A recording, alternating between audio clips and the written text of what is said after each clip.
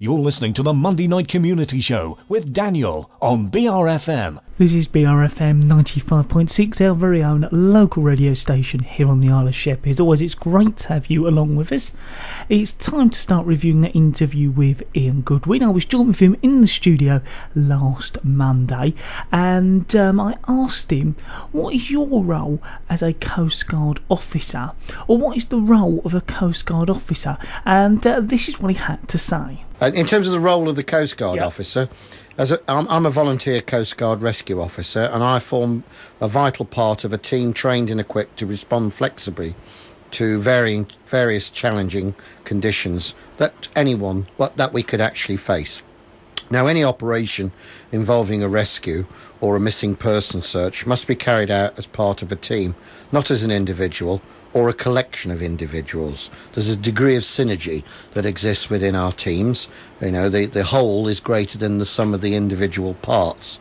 And at an incident, the team concept and the safety of the team is paramount, where each member of the team is assigned an operational role consistent with the level of competencies and capabilities. Now, my particular role on the team on incidents is to I think we've got a bit of feedback there on the phone, in essence, I'm their logistical officer in terms of the equipment, which is a very posh word for I get all the kit out and make sure it's all readily available for the team itself. Now, we're all comprehensively trained in the use of the latest search techniques, and during search operations we'll often work jointly with helicopters, lifeboats and other emergency services and volunteer rescue organisations such as the RNLI. Rope rescue operations, which we do, are often conducted in physically demanding, dangerous locations, and each team member is trained to carry out those tasks within the team that best suits their individual abilities and competence. Rescues from tracks of treacherous soft ground or mud needs highly specialised training and equipment. We have a mud rescue capability where some of the roles require considerable physical strength and endurance, but each member of the mud team is trained to carry out those tasks that best suit the individual's abilities and competencies. So therefore, we do a lot of training, which is arranged and organised by the sector manager, and it is vital that we actually reach and maintain a high degree of competencies in coastal search and rescue techniques. So we train on various items of equipment. We have a knowledge of radio communications, the use of the CRP, blue light driving, all of those sort of aspects of what we actually trained in. We do have to keep equipment, maintenance. We have to check, store it carefully. Care and associated recording is mandatory for all Coastguard rescue officers to enable them to carry out pre-use and post-use checks of equipment. And this is done in accordance with Schedule 1 of the Lifting Operations and Lifting Equipment Regulations 2002, Regulation 10, or the LOLA regulations, and that ensures a consistent standard and appropriate record is maintained. We're all trained in the use of radio communication procedures so that information is effectively exchanged within rescue coordination centres and other rescue assets such as a lifeboat and a helicopter. Health and safety is of paramount importance.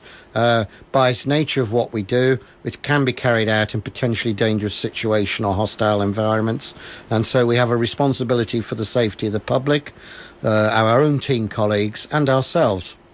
And we're required to properly use the safety equipment which is provided and wear personal protective clothing.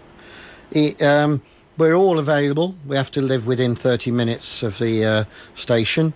We all come from different backgrounds. We all have different skills, and we use those skills to the best of our ability. Now, Ian, when I was actually down doing an out and about interview at the weekend with John Dargan, I was actually down at the Faversham Creek, and nice weekend. It looked like lots of people were getting their boats ready. And what do people need to do if they are going to go out to sort of prepare their boat? Yeah, I'm glad you mentioned this because it was a nice weekend, and when it's a nice weekend, people have a tendency to get the boats out.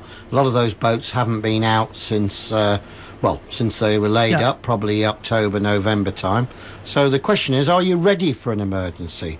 Well, here are just a few things, people should be thinking about if they are going to sea, depending on the size of the vessel as well. Do you have a life raft? Is it within service date? Is it stowed securely? And does it have its inflating lanyard secured? Life jackets, are there enough for all the crew? Are they stowed and are quickly accessible? Check that they don't need servicing, and for goodness sake, wear them. There's no point if you don't wear a life jacket. If you use safety harnesses, allocate to each of the crew members a safety harness, and check the clips regularly. Flares, make sure they're in date, they're dry and they're handy, and crew knows where to go to get them and knows how to use them. Fire extinguishers, are they well sighted, serviced regularly, gauges show a full charge? Do you have a fire blanket, essential for the galley? Life buoys, securely stowed and easy to throw quickly. When was the last time this was tried out? A buoyant light, is it tested and does it work? Bilge pumps, flashlights, a first aid medical kit, VHF radio. Do you have a spare engine? Do you know how to call up a mayday or a pan? How do you do emergency?